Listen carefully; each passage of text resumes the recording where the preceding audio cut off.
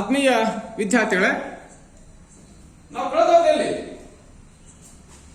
ತರುಣರ ಸಮಸ್ಯೆಗಳು ಮತ್ತು ಆ ಸಮಸ್ಯೆಗಳಿಗೆ ಪರಿಹಾರಗಳನ್ನು ಚರ್ಚೆ ಮಾಡಿದ್ದೀವಿ, ಅಧ್ಯಯನ ಮಾಡಿದ್ದೀವಿ. ಅದರ ಮುಂದುವರೆದ ಭಾಗವಾಗಿ ಪ್ರಸ್ತುತ ಅವಧಿಯಲ್ಲಿ ವ್ಯಕ್ತಿ ವಿಕಾಸದ ಮೇಲೆ ಆನುವಂಶಿಕತೆ ಮತ್ತು ಪರಿಸರದ ಪಾತ್ರ, role of the heredity and environment ತಿಳ್ಕೊಳ್ಳಿಕ್ಕೆ ಸಾಧ್ಯ ಆಗುತ್ತೆ. ಹಾಗಾದ್ರೆ ಒಬ್ಬ ವ್ಯಕ್ತಿ ತನ್ನಲ್ಲಿ ಬರ್ತಕ್ಕಂತಹ ಮತ್ತೊಂದು ಜೀವಿಗೆ ಜನ್ಮ ಕೊಡ್ತಕ್ಕಂಥ ವ್ಯವಸ್ಥೆ ಏನಿದೆ ಅದನ್ನ ನಾವು ಹೇಳ್ತಾ ಹೋಗ್ತೀವಿ ಆನುವಂಶಿಕತೆ. ಒಬ್ಬ ವ್ಯಕ್ತಿ ತನ್ನಲ್ಲಿ ಹೋಲ್ತಕ್ಕಂತಹ ಮತ್ತೊಂದು ಜೀವಿಗೆ ಜನ್ಮ ಕೊಡ್ತಕ್ಕಂತಹ ವ್ಯವಸ್ಥೆ ಏನಿದೆ ಅದನ್ನ ನಾವು ಹೇಳ್ತಾ ಹೋಗ್ತೀವಿ ಆನುವಂಶಿಕತೆ. ಅಂದ್ರೆ ತಂದೆ ತಾಯಿಯರ ಗುಣಲಕ್ಷಣಗಳು ಒಂದು ಪೀಳಿಗೆಯಿಂದ ಮತ್ತೊಂದು ಪೀಳಿಗೆಗೆ ವರ್ಗಾವಣೆ ಆಗತಕ್ಕಂತಹ ವ್ಯವಸ್ಥೆ ಅಥವಾ ವರ್ಗಾವಣೆ ಆಗತಕ್ಕಂತಹ ಪ್ರಕ್ರಿಯೆ ಏನಿದೆ ಅದನ್ನ ವಿಶೇಷವಾಗಿ ಆನುವಂಶಿಕತೆ ಕಂಡುಕೊಳ್ಳಕ್ಕೆ ಸಾಧ್ಯ ಆಗ್ತದೆ. ಹಾಗಾದ್ರೆ ಪೂರ್ವಜರ ಎಲ್ಲ ಗುಣಲಕ್ಷಣಗಳು ಸಹಿತ, ತಂದೆ ತಾಯಿಯರ ಎಲ್ಲ ಗುಣಲಕ್ಷಣಗಳು ಸಹಿತ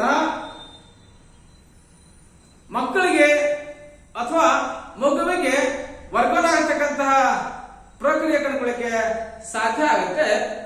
ಅದನ್ನ ನಾವು ವಿಶೇಷವಾಗಿ ಹೆರಿಡಿಟಿ ಅಥವಾ ಆನುವಂಶಿಕತೆ ನಾವು ಕಲಿಲಿಕ್ಕೆ ಪ್ರಯತ್ನ ಸಹಿತ ಮಾಡ್ತಾ ಹೋಗ್ತೀವಿ.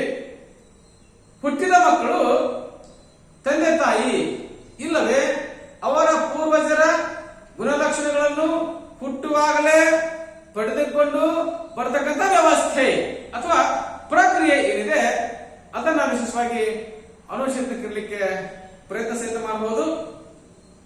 ಹಾಗಾಗಿ ತನ್ನ ಪೂರ್ವಜರ ಅಥವಾ ತಂದೆ ತಾಯಿಯರ ದೈಹಿಕ ರಚನೆ, ಬಣ್ಣ, ಆಕಾರ, ಗಾತ್ರ, ಬುದ್ಧಿಶಕ್ತಿ, ಅವನ ಮನೋಭಾವ, ವರ್ತನೆ, ಅಭಿರುಚಿ, ಆಸಕ್ತಿ, ಸ್ಮರಣೆ, ಕಣ್ಣಿನ ಬಣ್ಣ, ಕೂದಲಿನ ರಚನೆ, ತಲೆಯ ಗಾತ್ರ ಮತ್ತು ಲೈಂಗಿಕ ಪಕ್ವತೆಯ ಕಾಲ, ಇವೆಲ್ಲವುಗಳನ್ನ ಮಗು ಹುಟ್ಟಿದ ದಿನದಿಂದಲೇ ಪಡ್ಕೊಳ್ಳಿಕ್ಕೆ ಸಾಧ್ಯ ಆಗ್ತದೆ. ಹಾಗಾಗಿ ನಾವು ವಿಶೇಷವಾಗಿ ಹೇಳ್ತಾ ಹೋಗ್ತೀವಿ ಆನುವಂಶಿಕತೆಯ ಪ್ರತಿಪಾದಕರಾಗಿರ್ತಕ್ಕಂತಹ ಕಾರ್ಲ್ ಪಿಯರ್ಸನ್ ಆಗಿರ್ಬೋದು, ಫ್ರಾನ್ಸಿಸ್ ಗಾಲ್ಟನ್ ಆಗಿರ್ಬೋದು ಮತ್ತು ರೂಸೋ ಪ್ರಕಾರ ವ್ಯಕ್ತಿಯ ತಂದೆ ತಾಯಿಗಳಿಂದ ದೈಹಿಕ ಮತ್ತು ಮಾನಸಿಕ ಗುಣಲಕ್ಷಣಗಳನ್ನು ಪಡೆದುಕೊಂಡು ಬರಲಿಕ್ಕೆ ಸಾಧ್ಯ ಆಗ್ತದೆ.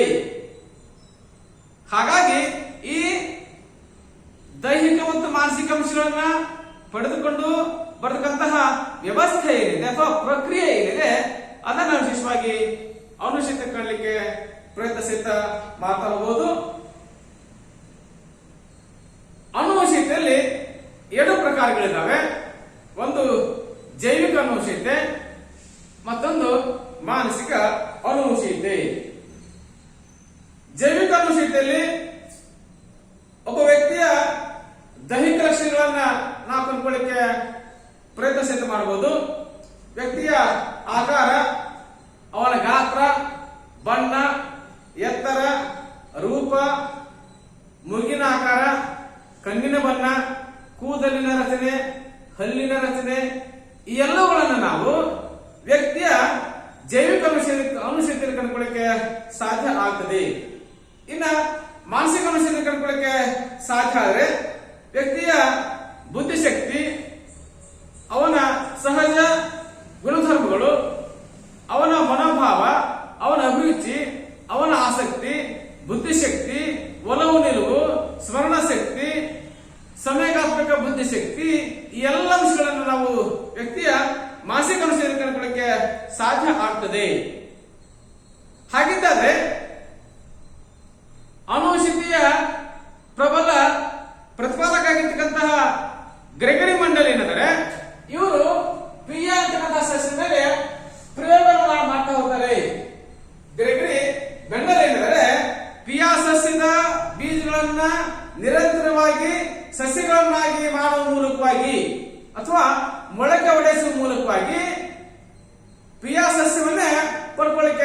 ಸಾಧ್ಯ ಆಗ್ತದೆ. ಅಂದ್ರೆ ಕ್ರಿಯಾ ಸಸ್ಯದ ಬೀಜಗಳನ್ನ ಸಸಿಗಳನ್ನಾಗಿ ಬೆಳೆಸಿದ್ದೇ ಆದ್ರೆ ಮತ್ತೆ ಕ್ರಿಯಾ ಸಸ್ಯ ಹುಟ್ಟುವಂತೆ ಒಬ್ಬ ವ್ಯಕ್ತಿ ಆಗಿರ್ತಕ್ಕಂಥವನು ತನ್ನನ್ನೇ ಹೊರತಕ್ಕಂತ ಮತ್ತೊಂದು ಜೀವಿಗೆ ಜನ್ಮ ಕೊಡ್ಲಿಕ್ಕೆ ಕಾರಣ ಆಗ್ತಾನೆ. ಒಬ್ಬ ವ್ಯಕ್ತಿ ತನ್ನನ್ನು ಹೊರತಕ್ಕಂತ ಮತ್ತೊಂದು ಜೀವಿಗೆ ಜನ್ಮ ಕೊಡ್ಲಿಕ್ಕೆ ಕಾರಣ ಆಗ್ತಾನೆ. ಹಾಗಾಗಿ ತಂದೆ ತಾಯಿಯರ ಎಲ್ಲ ಗುಣಲಕ್ಷಣಗಳು ಸಹಿತ ವ್ಯಕ್ತಿಯ ದೈಹಿಕ ಮತ್ತು ಮಾನಸಿಕ ಗುಣಲಕ್ಷಣಗಳೇನಂದ್ರೆ ಅವು ಒಂದು ಪೀಳಿಗೆಯಿಂದ ಮತ್ತೊಂದು ಪೀಳಿಗೆಗೆ ಸಹಜವಾಗಿ ವರ್ಗಾವಣೆ ಆಗತಕ್ಕಂಥ ಪ್ರಕ್ರಿಯೆ ಅಥವಾ ವ್ಯವಸ್ಥೆ ಏನಿದೆ ಅದನ್ನ ವಿಶೇಷವಾಗಿ ಅನುಶೀಲತೆ ಕಂಡುಕೊಳ್ಳಕ್ಕೆ ಸಾಧ್ಯ ಆಗ್ತಾ ಹೋಗ್ತದೆ. ಹಾಗಿದ್ದರೆ ವಿಶೇಷವಾಗಿ ಚರ್ಚೆ ಸಹಿತ ಮಾಡುವಂತೆ ವ್ಯಾಖ್ಯೆಗಳನ್ನು ನಾವು ನೋಡ್ತಾ ಹೋದಂತೆ ಮನೋಜ್ಞಾನಿ ಬಿಎನ್ ಝಾ ಪ್ರಕಾರ ವ್ಯಕ್ತಿಯ ಸಹಜ ಗುಣಧರ್ಮಗಳ ಒಟ್ಟು ಮೊತ್ತವೇ ಅನುವಂಶೀಯತೆ. ವ್ಯಕ್ತಿಯ ಸಹಜ ಗುಣಧರ್ಮಗಳ ಒಟ್ಟು ಮೊತ್ತ ಏನಿದೆ ಅದನ್ನ ವಿಶೇಷವಾಗಿ ಅನುಶೀಲತೆ ಕಂಡುಕೊಳ್ಳಕ್ಕೆ ಸಾಧ್ಯ ಆಗ್ತಾ ಹೋಗ್ತದೆ. ಹಾಗಾಗಿ ಹುಟ್ಟಿದ ಮಕ್ಕಳು ತಂದೆ ತಾಯಿ ಇಲ್ಲವೇ ಅವರ ಪೂರ್ವಜರ ಗುಣಲಕ್ಷಣಗಳನ್ನು ಹುಟ್ಟುವಾಗಲೇ ಪಡೆದುಕೊಂಡು ಬರತಕ್ಕಂತಹ ವ್ಯವಸ್ಥೆ ಏನಿದೆ ಅದನ್ನ ವಿಶೇಷವಾಗಿ ಅನುವಂಶೀಯತೆ ಕಂಡುಕೊಳ್ಳಕ್ಕೆ ಸಾಧ್ಯ ಆಗ್ತದೆ. ಅದಾನಂತರದಲ್ಲಿ ಅನುವಂಶೀಯತೆಯ ತತ್ವಗಳು ಅಥವಾ ನಿಯಮಗಳನ್ನು ಕಂಡುಕೊಳ್ಳಕ್ಕೆ ಪ್ರಯತ್ನ ಸಹಿತ ಮಾಡ್ತಾ ಹೋಗ್ತೀವಿ. ಫಸ್ಟ್ ಆಗಿ ಸಾಮೀತೀಯ ತತ್ವ, ಲಾ ಆಫ್ ಸಿಮಿಲಾರಿಟಿ ಅಂತ ನಾವು ಹೇಳ್ತಾ ಹೋಗ್ತೀವಿ. ಸಾಮೀತೀಯ ತತ್ವ ಅಂತಂದ್ರೆ ಅತಿ ಹೆಚ್ಚು ಬುದ್ಧಿಶಕ್ತಿ ಹೊಂದಿರತಕ್ಕಂಥ ತಂದೆ ತಾಯಿ, ಅತಿ ಹೆಚ್ಚು ಐಕ್ಯೂ ಹೊಂದಿರತಕ್ಕಂಥ ತಂದೆ ತಾಯಿ, ಅತಿ ಹೆಚ್ಚು ಐಕ್ಯೂ ಅಥವಾ ಬುದ್ಧಿಶಕ್ತಿಯನ್ನ ಹೊಂದಿರುವ ಮಕ್ಕಳನ್ನ ಪಡ್ಕೊಂಡು ಜನಿಸ್ತಕ್ಕಂತಹ ವ್ಯವಸ್ಥೆ. ತದನಂತರದಲ್ಲಿ ಸರಾಸರಿ ಐಕ್ಯೂ ಹೊಂದಿರತಕ್ಕಂಥ ತಂದೆ ತಾಯಿ, ಸರಾಸರಿ ಐಕ್ಯೂ ಹೊಂದಿರುವ ಮಕ್ಕಳನ್ನು ಪಡ್ಕೊಳ್ಳಿಕ್ಕೆ ಸಾಧ್ಯ ಆಗ್ತಕ್ಕಂಥದ್ದು. ತದನಂತರದಲ್ಲಿ ಕಡಿಮೆ ಐಕ್ಯೂ ಹೊಂದಿರತಕ್ಕಂಥ ತಂದೆ ತಾಯಿ, ಕಡಿಮೆ ಐಕ್ಯೂ ಹೊಂದಿರತಕ್ಕಂಥ ಮಕ್ಕಳನ್ನು ಪಡ್ಕೊಳ್ಳಿಕ್ಕೆ ಸಾಧ್ಯ ಆಗ್ತದೆ. ಅದನ್ನ ವಿಶೇಷವಾಗಿ ನಾವು ಹೇಳಿದಂತಹ ಲಾ ಆಫ್ ಸಿಮಿಲಾರಿಟಿ ಅಥವಾ ಸಾಮೀತೀಯ ತತ್ವ ಕಂಡುಕೊಳ್ಳಿಕ್ಕೆ ಸಾಧ್ಯ ಆಗ್ತದೆ. ತದನಂತರದಲ್ಲಿ ಭಿನ್ನತೆಯ ತತ್ವ, ಲಾ ಆಫ್ ದ ವೇರಿಯೇಷನ್ ಕಂಡುಕೊಳ್ಳಿಕ್ಕೆ ಸಾಧ್ಯ ಆಗ್ತದೆ. ಅಂದ್ರೆ ಹೆಚ್ಚು ಎತ್ತರದ ತಂದೆ ತಾಯಿ ತಮಗಿಂತ ಹೆಚ್ಚು ಎತ್ತರ ಮಕ್ಕಳನ್ನು ಪಡ್ಕೊಳ್ಳಿಕ್ಕೆ ಸಾಧ್ಯ ಆಗ್ತಕ್ಕಂಥ ಪ್ರಕ್ರಿಯೆ, ಕಡಿಮೆ ಎತ್ತರದ ತಂದೆ ತಾಯಿ ತಮಗಿಂತ ಸಹಿತ ಕಡಿಮೆ ಎತ್ತರದ ಮಕ್ಕಳನ್ನು ಪಡ್ಕೊಳ್ಳಿಕ್ಕೆ ಸಾಧ್ಯ ಆಗ್ತದೆ. ಅದನ್ನ ವಿಶೇಷವಾಗಿ ನಾವು ನಮ್ಮದಾಗಿರುವಂತಹ ಏನು ಜೊತೆಗೆ ಹೆಚ್ಚು ಎತ್ತರದ ತಂದೆ ತಾಯಿ ಕಡಿಮೆ ಎತ್ತರದ ಮಕ್ಕಳನ್ನು ಪಡ್ಕೊಳ್ಳಿಕ್ಕೆ ಸಾಧ್ಯ ಆಗ್ತಕ್ಕಂಥ ಪ್ರಕ್ರಿಯೆ, ಕಡಿಮೆ ಎತ್ತರದ ತಂದೆ ತಾಯಿ ತಮಗಿಂತ ಹೆಚ್ಚು ಎತ್ತರದ ಮಕ್ಕಳನ್ನು ಪಡ್ಕೊಳ್ಳಿಕ್ಕೆ ಸಾಧ್ಯ ಆಗದಂತ ಪ್ರಕ್ರಿಯೆ ಏನಿದೆ ಅಂದ್ರೆ ಎತ್ತರದವರಿಗೆ ಕುಳ್ಳು ಮಕ್ಕಳು ಜನಿಸೋದು, ಕುಳ್ಳನ ತಂದೆ ತಾಯಿಗೆ ಅತಿ ಎತ್ತರದ ಮಕ್ಕಳನ್ನ ಜನಿಸಲಿಕ್ಕೆ ಸಾಧ್ಯ ಆಗ್ತದೆ. ಅದನ್ನ ವಿಶೇಷವಾಗಿ ಹೇಳ್ತೀವಿ ಲಾ ಆಫ್ ದ ವೇರಿಯೇಷನ್ ಕಂಡುಕೊಳ್ಳಿಕ್ಕೆ ಸಾಧ್ಯ ಆಗ್ತದೆ. ಭಿನ್ನತೆಯ ತತ್ವ. ನೆಕ್ಸ್ಟ್ ಆಗಿ ಸಮಾಸೀಯ ತತ್ವ ಕಂಡುಕೊಳ್ಳಿಕ್ಕೆ ಸಾಧ್ಯ ಆಗ್ತದೆ. ಅತಿ ಹೆಚ್ಚು ಎತ್ತರದ ತಂದೆ ತಾಯಿ ತಮಗಿಂತ ಹೆಚ್ಚು ಎತ್ತರದ ಮಕ್ಕಳನ್ನು ಪಡ್ಕೊಳ್ಳಿಕ್ಕೆ ಸಾಧ್ಯ ಆಗ್ತದೆ.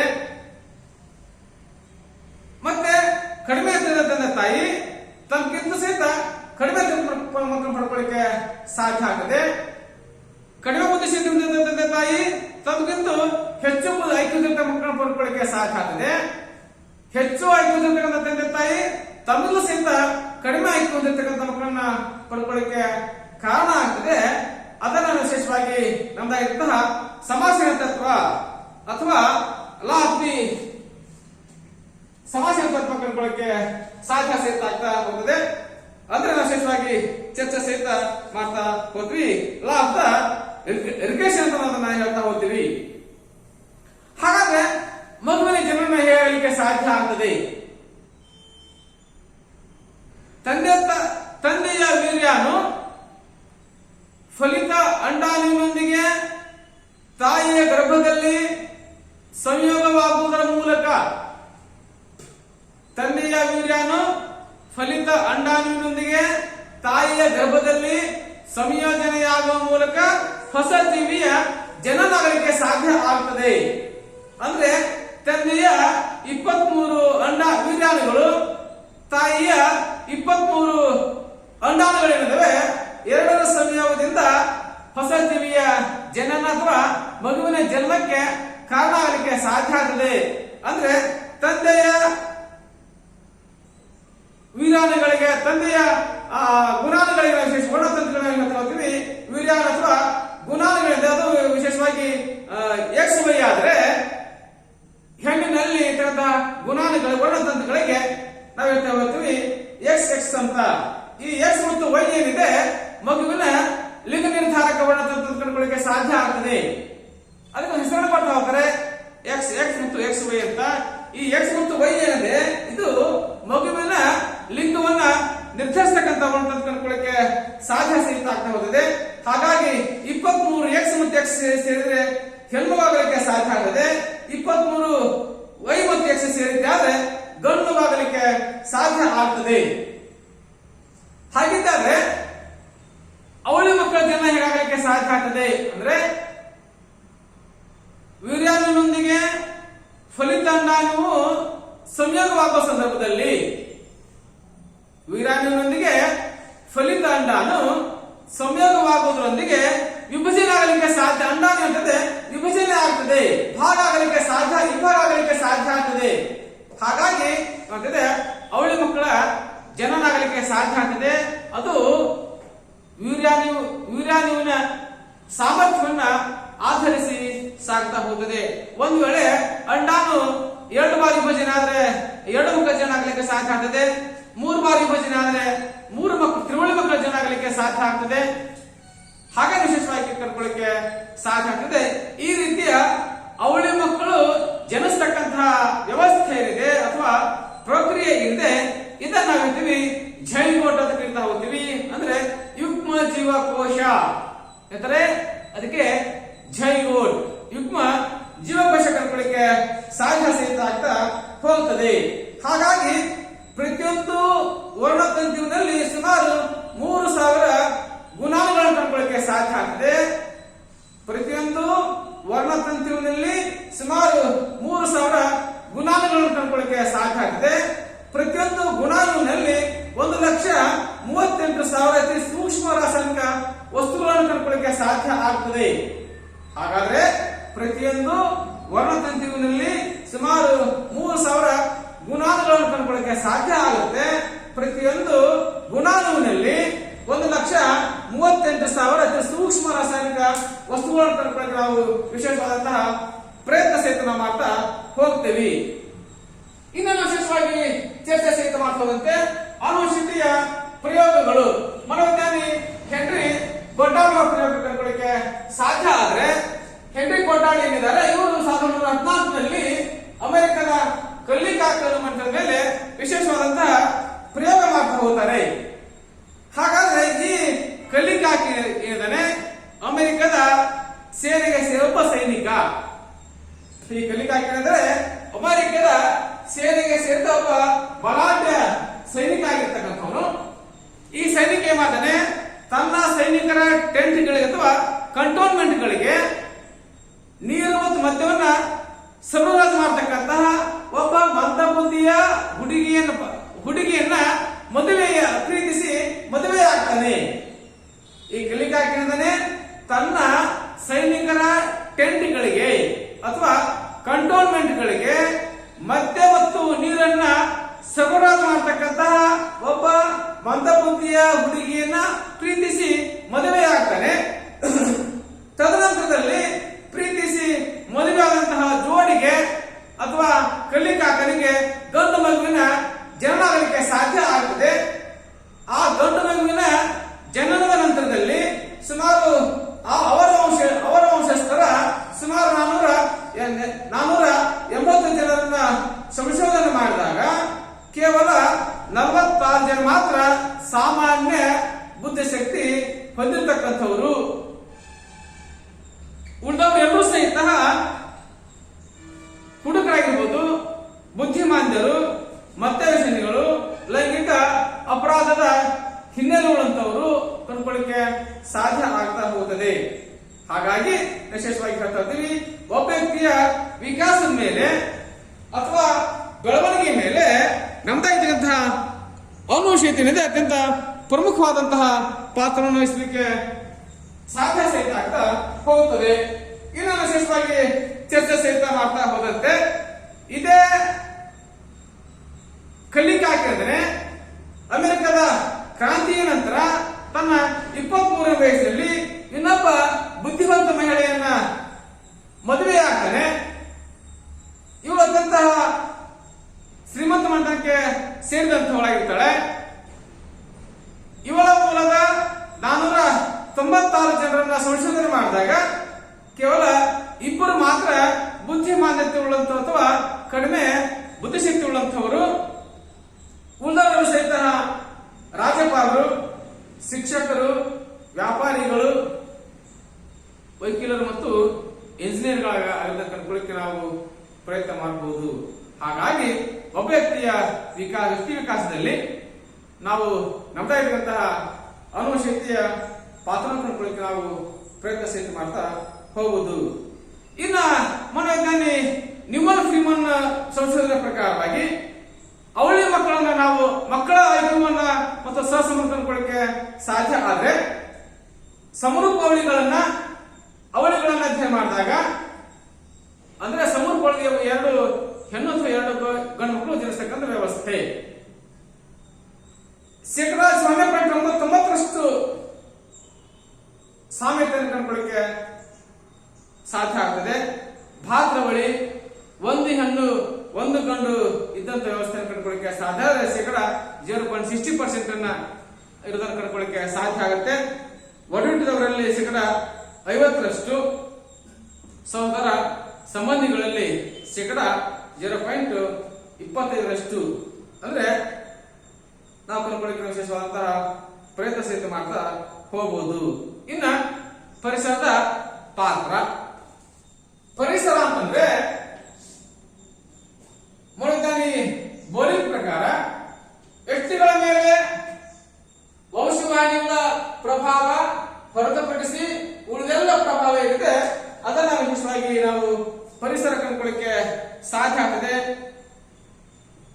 ಪರಿಸರವಾಗಿರ್ತಕ್ಕಂತಹ ವ್ಯಾಟ್ಸನ್ ಇರ್ಬೋದು, ವುಡ್ವರ್ತ್ ಮತ್ತು ಲೆಮಾರ್ಕ್ ಏನಿದ್ದಾರೆ, ವ್ಯಾಟ್ಸನ್, ವುಡ್ವರ್ತ್ ಮತ್ತು ಲೆಮಾರ್ಕ್ ಏನಿದ್ದಾರೆ ಇವರ ವಾದದ ಪ್ರಕಾರ ವ್ಯಕ್ತಿ ವಿಕಾಸಕ್ಕೆ ಅನುಶೀತ ಮುಖ್ಯ ಅಲ್ಲ, ಅವನು ಬಾಳಿ ಬದುಕುವ ಪರಿಸರ ಮುಖ್ಯ ಅನ್ನೋದನ್ನು ಕಂಡುಕೊಳ್ಳಿಕ್ಕೆ ಸಾಧ್ಯ ಸಹಿತ ಆಗ್ತಾ ಹೋಗ್ತದೆ.